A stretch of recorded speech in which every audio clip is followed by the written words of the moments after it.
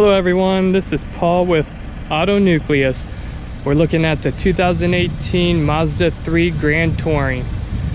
We have it in mica blue today with a black interior. And this guy is looking pretty good. Let's go ahead and do a walk around.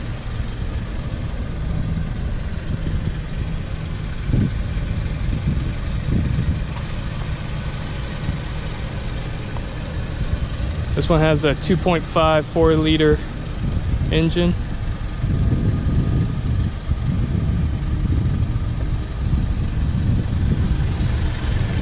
Has a gunmetal rim.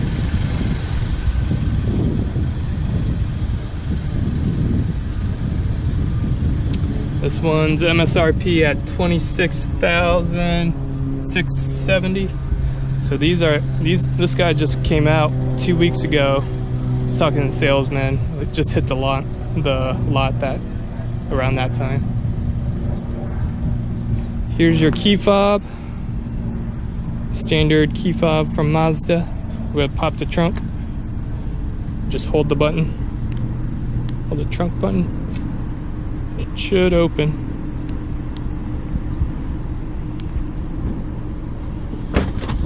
There we go. Not sure why it didn't pop, but got pretty good trunk space. Pretty much standard trunk space size. Fit some golf clubs in there.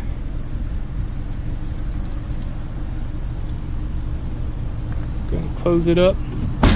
Tail lights look pretty good.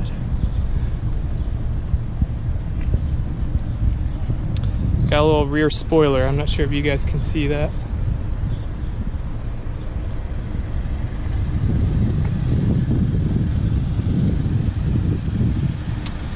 Alright, we'll go ahead and take a look inside. So we're inside the Mazda 3 Grand Touring, and what you would expect from a Mazda, it has that upscale look. We have a leather wrap steering wheel. Feels firm and nice, soft to the touch. You can see some of the stitching. It's black stitching, so there's no contrast with the leather as you would see on some other cars, but still looks good. The seats, you got some perforated leather here. The seats are actually bolstered a little higher, so it'll actually hug you more in those turns. So if you're on the bigger side, you might feel this portion of the seat pushing against you and hugging you in potentially an uncomfortable kind of way. Looking up higher, you see more perforation of the leather going up higher. You still see some bolstering around the side, so similar issue there if that's a consideration for you. On the door, you got a two-tone kind of color here. It's almost like a reddish maroon leather against your black, I guess, kind of foam soft point here. But this is definitely a leather with some ivory type of stitching. You got your piano black, just plastic covering there. I could foresee that being something that gets scratched if you have a lot of traffic getting around. You also have your standard Mazda infotainment center here. You have a little knob here, kind of replicating what Audi's doing in their systems. I've played with it a little bit. It's not the most intuitive, but once you know where the menu feature you're looking for is, you go straight there. So there's a learning curve, but it's not too bad. Your dials up here, they feel pretty solid. They still feel plasticky and on the cheaper side, but they do the trick. But the buttons, they feel good.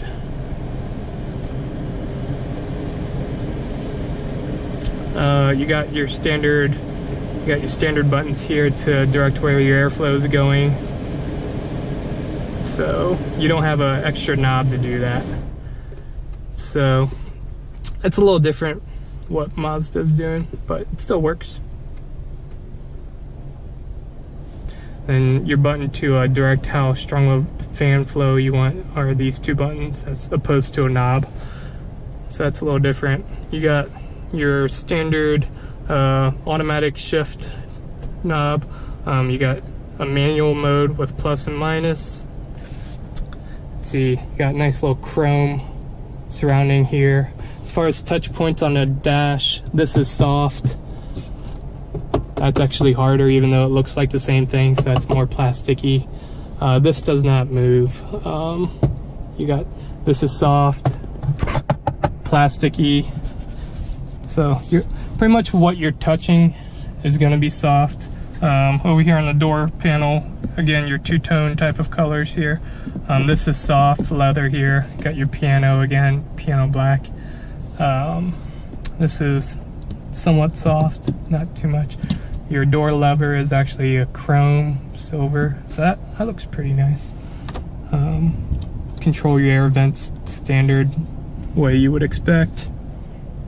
And then on your steering wheel, you have all of your controls that you would expect, your volumes, your radio channel surfing, as well as your cruise control and your phone hang up and answer buttons.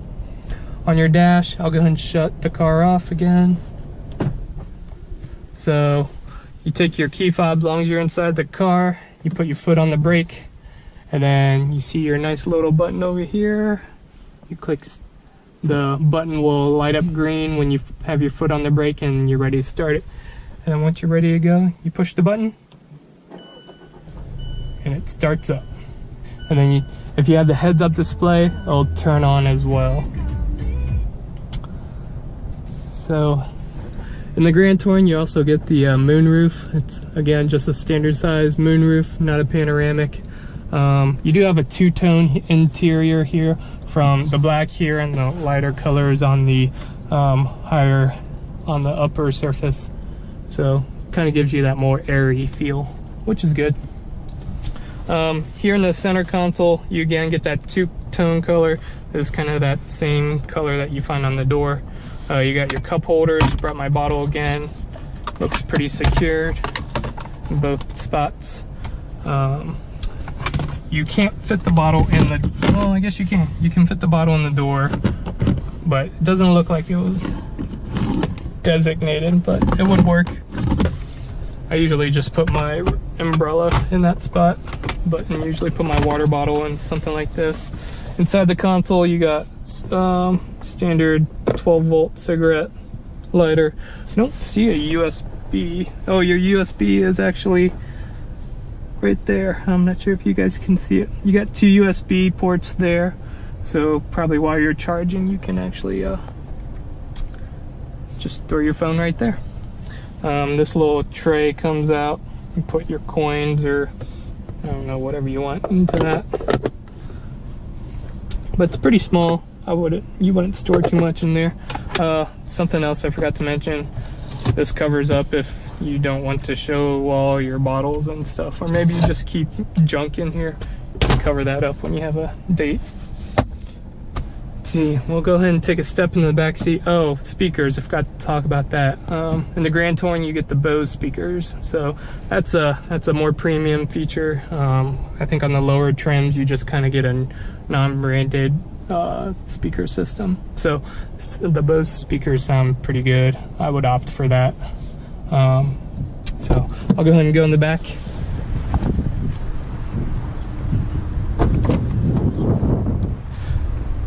So sitting behind myself, I'll go ahead and lower the window, get some more light in here. Sitting behind myself, just sitting upright, I got about, probably about an inch, to be honest. It's a little tight, but I mean, I'm not touching the seat at least. You got the middle hump here. You got the perforated leather in the back seat as well. These are rear folding seats. You access them through the trunk, actually, I believe. Here are the cup holders in the back seat. Forgot to mention those. You have more bottle holders in the door. So I'll go ahead and pop the trunk again and take a look at that. Okay, I'm back in the trunk. Here are these to drop the seats, you got to pull these levers. One here, one here. Looks like you have a 60-40 drop. So I'll go ahead and drop it, see what happens. So it actually just ejects it, and you have to go back around to the back seat and fold them down like so. So you gotta also go to the front seat and move those seats forward a little more, but I'm not gonna do that. I'm just showing you guys what it looks like.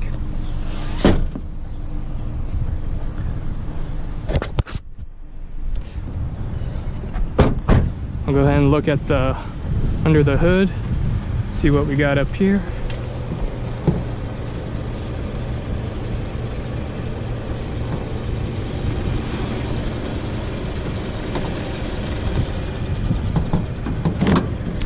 There we go.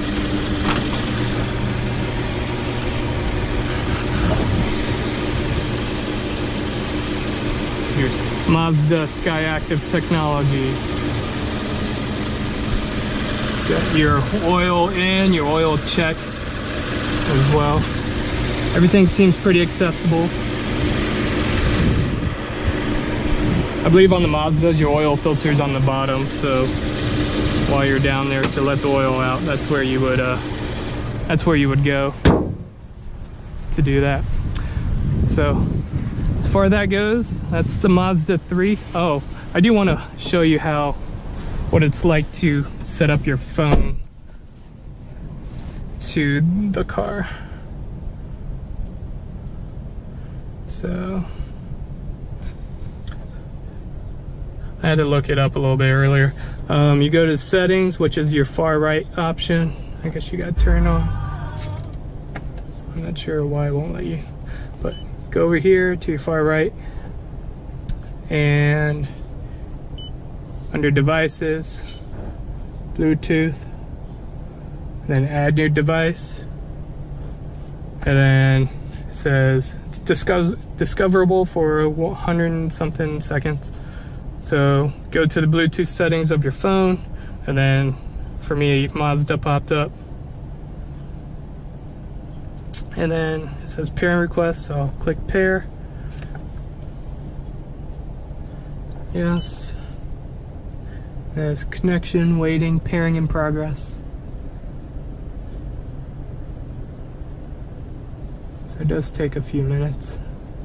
Alright, Mr. Peabody's iPhone's connected. No. So I'm connected. Let's see how easy it is to get some music. So this is a touchscreen while you're parked, but while you're driving you have to use the rotary knob.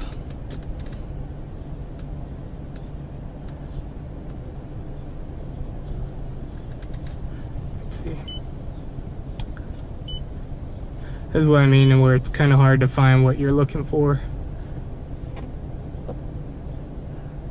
Bluetooth.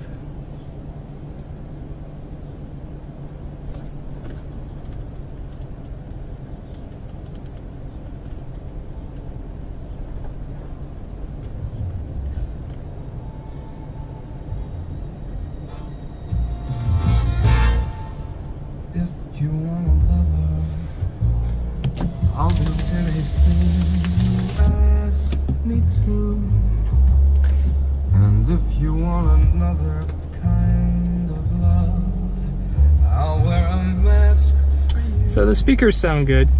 I like them. Have that rich deep bass that Bose are known for.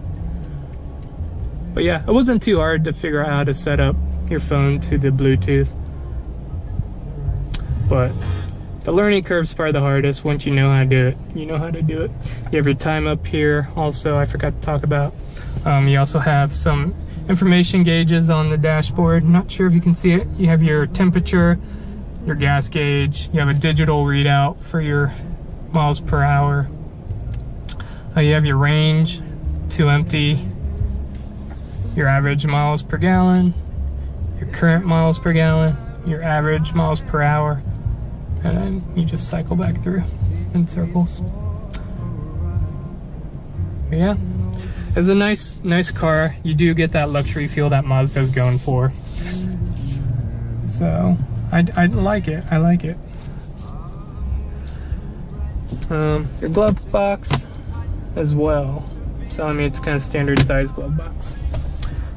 But thank you for checking out my video. Again, this is Paul with Auto Nucleus. Go ahead and check out my other videos, and also join my Facebook page if you're new to my channel as well. It'd be great and huge help if you can do that, and just leave a comment or some feedback if you guys have any.